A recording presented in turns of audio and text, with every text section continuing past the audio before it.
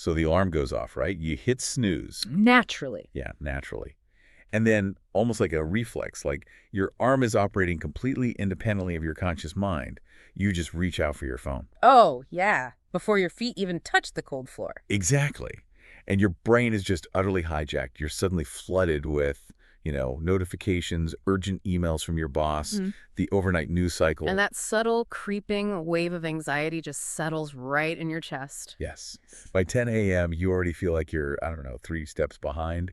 You aren't really living the day. The day's just happening to you. Because you're operating entirely on the defensive from the very first second of consciousness. Right.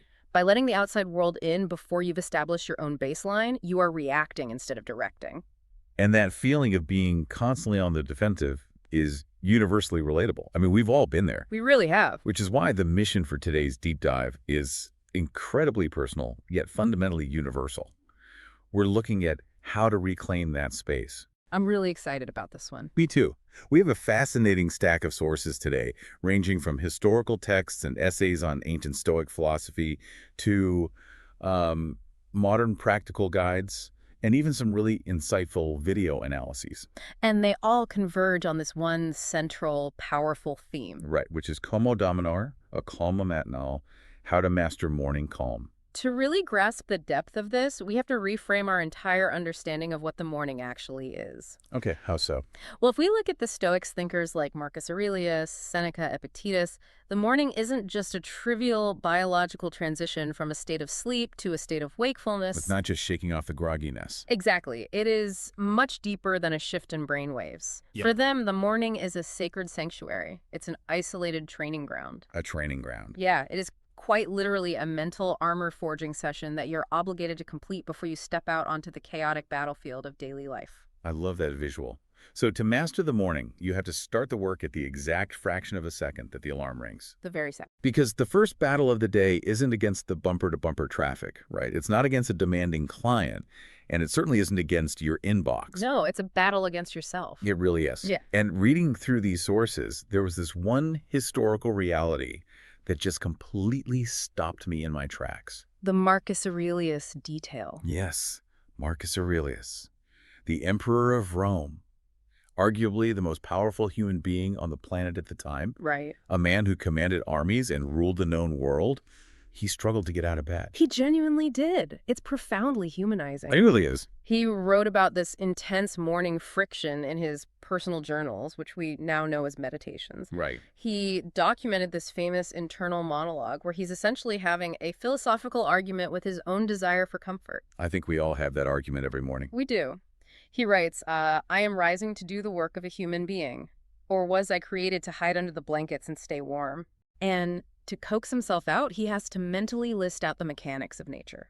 He reminds himself that everything, the plants, the birds, the ants, the bees, they all wake up and execute their specific roles to keep the universe in order.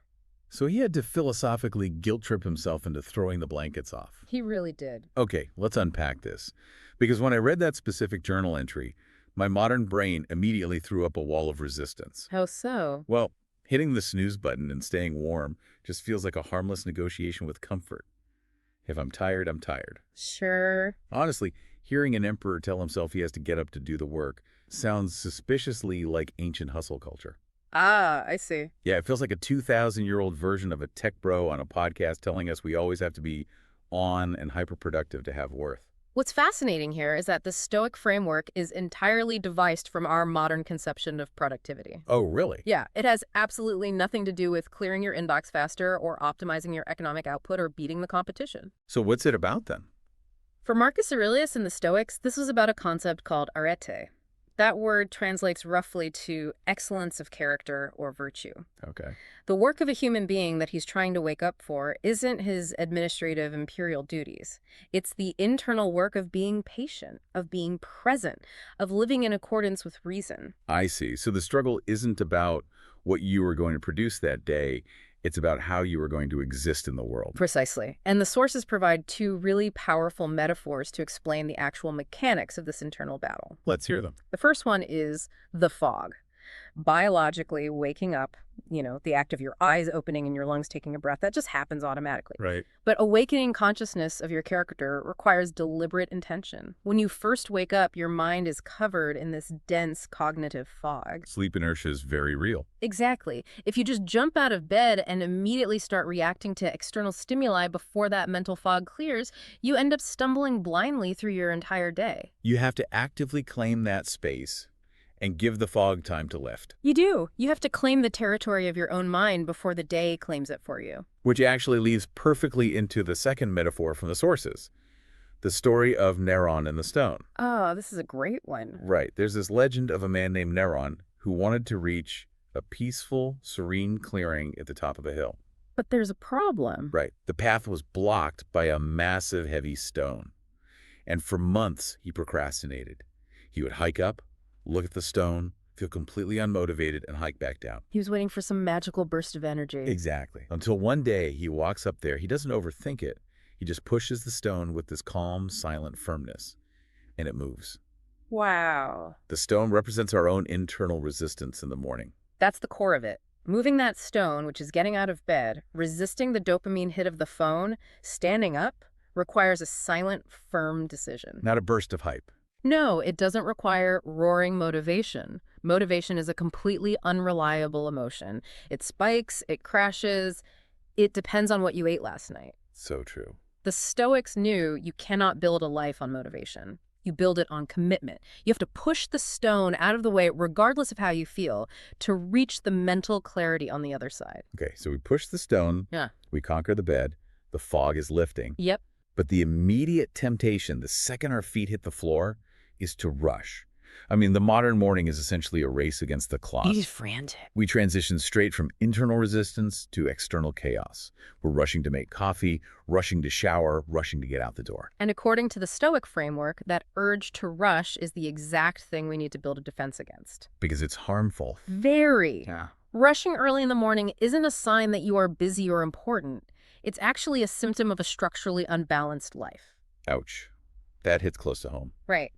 We disguise haste as efficiency, but psychologically, haste is rooted in fear. It's the fear of falling behind.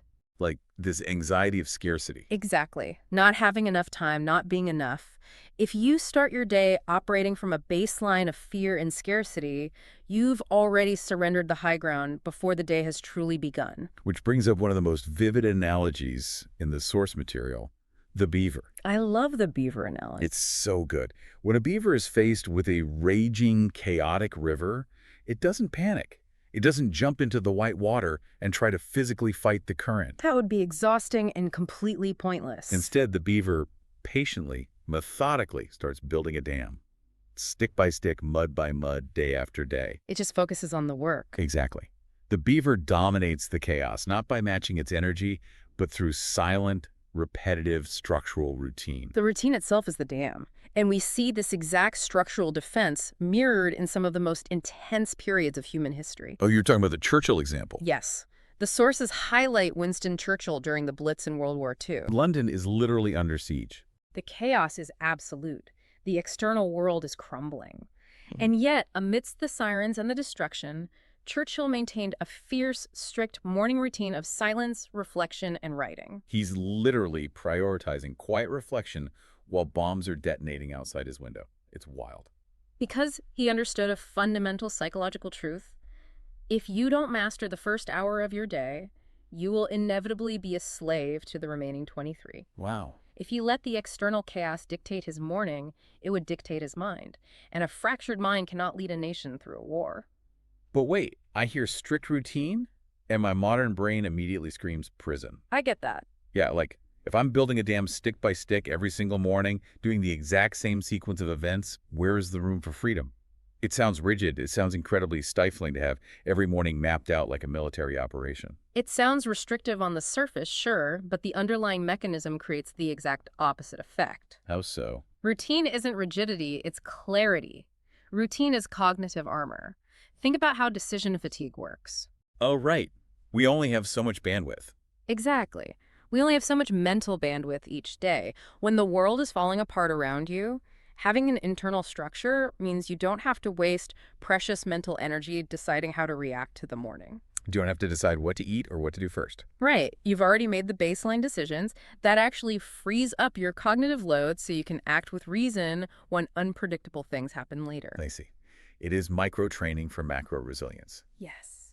You train your nervous system in the predictable calm of the morning so that it defaults to a state of calm when an unpredictable crisis hits your desk at 2:00 p.m. Precisely. You are building the neural pathways of calm.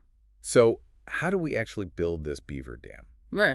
Let's dive into the practical toolkit used by the Stoics and look at how the sources update these practices for a modern listener. Okay, let's do it. The very first piece is intentional silence, reclaiming the cognitive vacuum.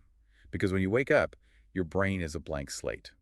And in our current digital age, that blank slate is immediately sold off. The phone. If you look at a screen within the first 10 minutes of waking up, you are essentially renting out your brain to someone else's agenda.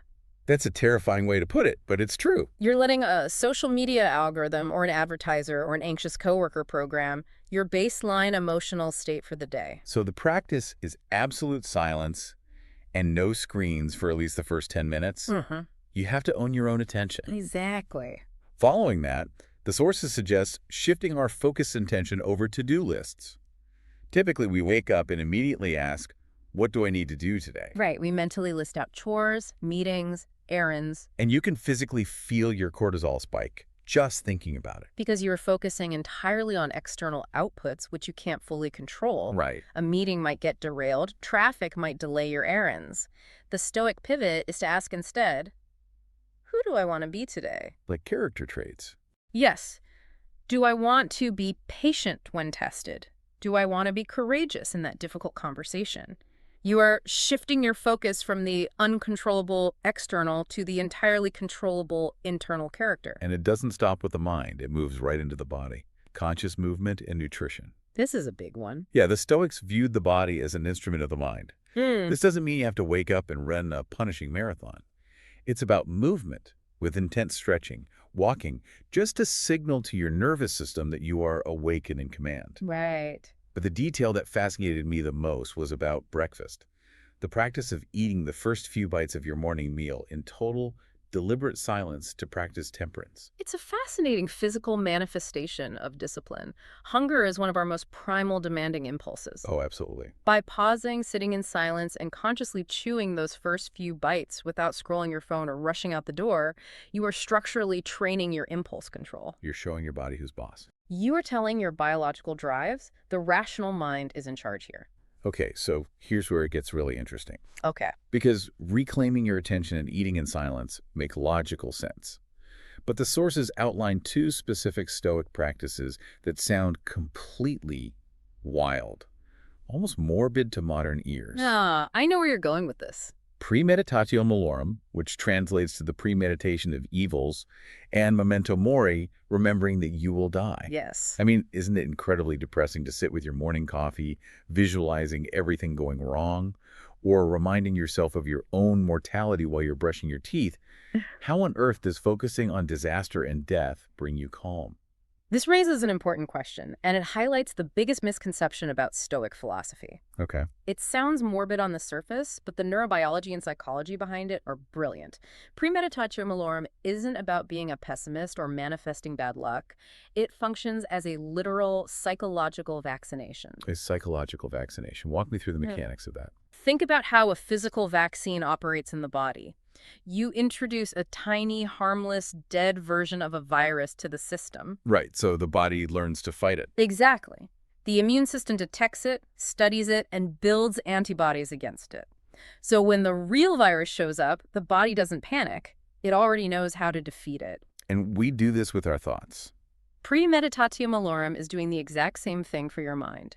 You sit down in the morning calm, and you intentionally anticipate the traffic jam, the rude coworker, the spilled coffee, the canceled flight. This still sounds stressful. But crucially, you pre-plan a virtuous response. You tell yourself, if my coworker snaps at me during the 11 a.m. meeting, I will respond with calm patience, not anger.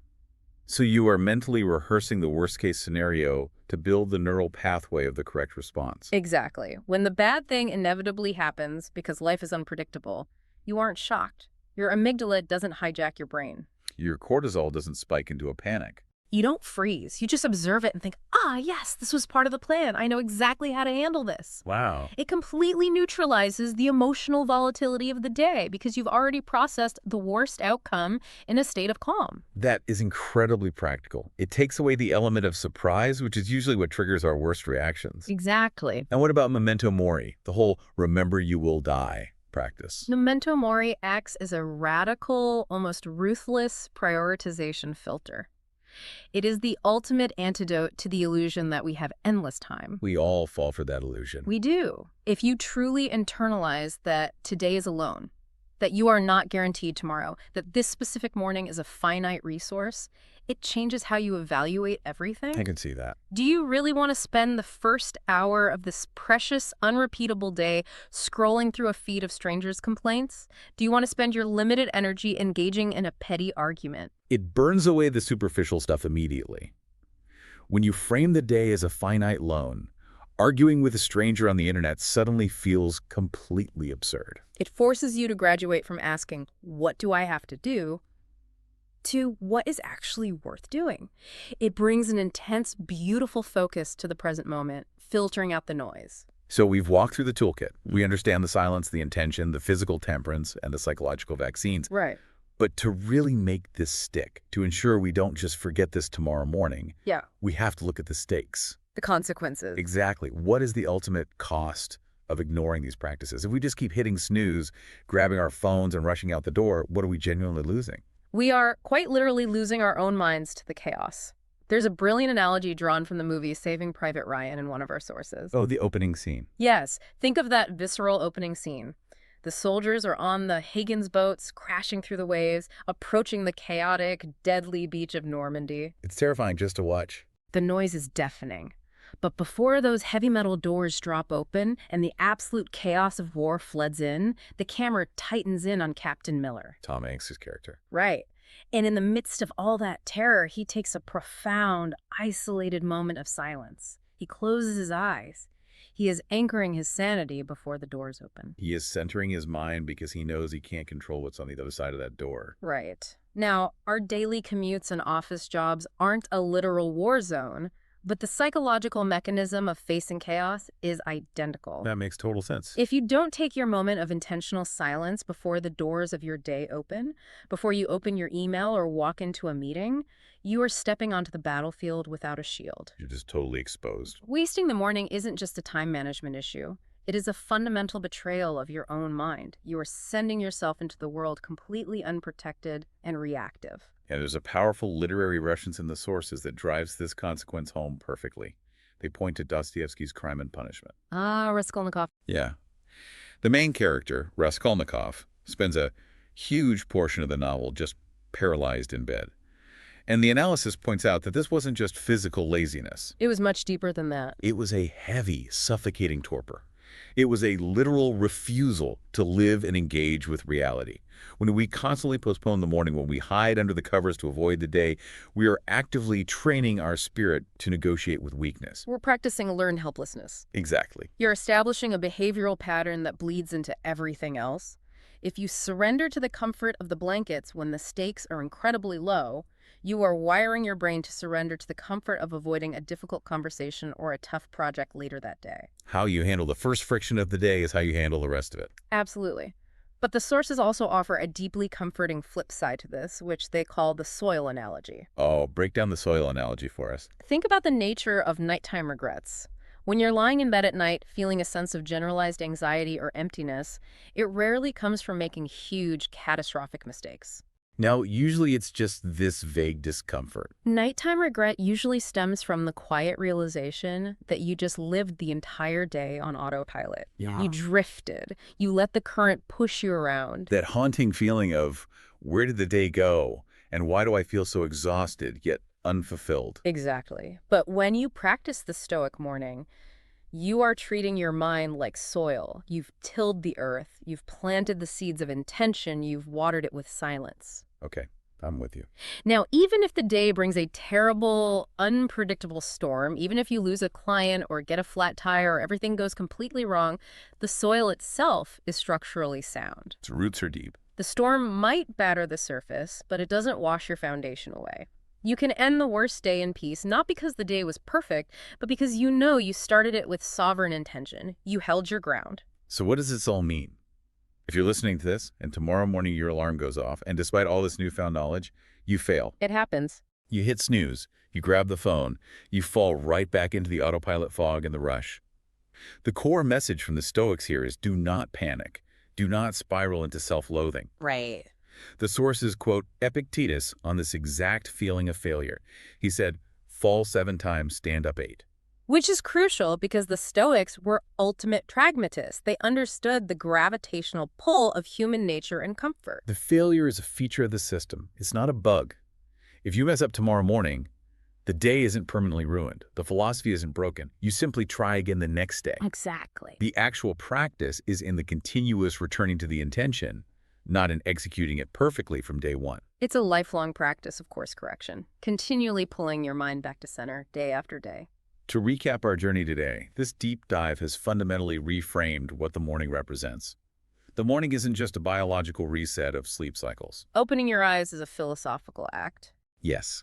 By practicing intentional silence, by reclaiming the cognitive vacuum, by mentally preparing for adversity with premeditatio malorum, and by commanding your physical body rather than letting its impulses command you, you are claiming sovereignty over your entire life. You are deciding to push the stone out of the way. Exactly. If we connect this to the bigger picture, the most empowering takeaway from all these texts is that you don't need to be a Roman emperor leading armies, and you don't need a grueling 2-hour elaborate routine to achieve this. That's a huge relief. You just need 5 minutes, 5 minutes of fierce protective intention when you first wake up to ensure that you aren't a slave to the 23 hours that follow. That is the true essence of Como Dominar, a calma matinal. 5 minutes to build the dam before the floodgates open. And as we wrap up, I want to leave you, the listener, with a final lingering thought to mull over. Something that wasn't explicitly spelled out in the texts, but builds perfectly on everything we've unpacked today. I love this part. Think carefully about the very first piece of information you consume tomorrow morning. If you wake up and immediately let an algorithm on a social media feed, or an urgent, stressed-out email from a coworker dictate your very first thought, you are essentially handing the pen to a complete stranger and asking them to write the first page of your day's story. That's powerful. So tomorrow, when the alarm goes off and the cognitive fog is still heavy and you reflexively reach out your hand for that screen, just pause. Ask yourself, who is holding the pen today?